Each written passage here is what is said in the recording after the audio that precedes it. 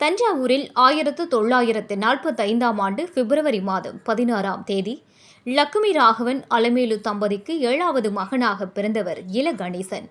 சிறு வயதில் தந்தையை இழந்த இல கணேசன் சகோதரர்களின் அரவணைப்பில் வளர்ந்தார்.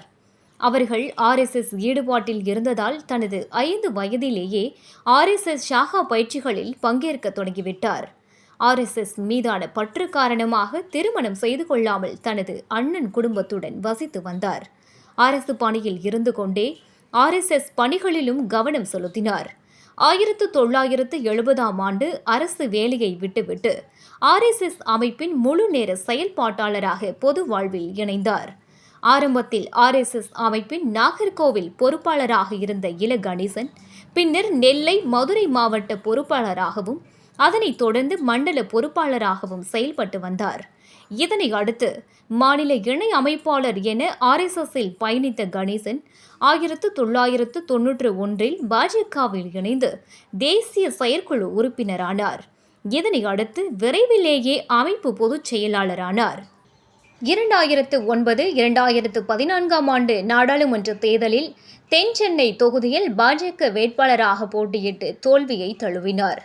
மத்திய பிரதேச மாநிலத்தில் இருந்து மாநிலங்களவை உறுப்பினராக தேர்வு செய்யப்பட்டார்.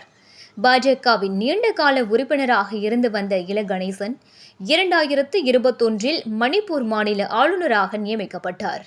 பின்னர் மேற்கு வங்க ஆளுநராகவும் கூடுதல் பொறுப்பை கவனித்து வந்த நிலையில் 2023இல் நாகாலாந்து ஆளுநராக நியமிக்கப்பட்டு தற்போது வரை ஆளுநர் பதவியில் இருந்து வந்தார்.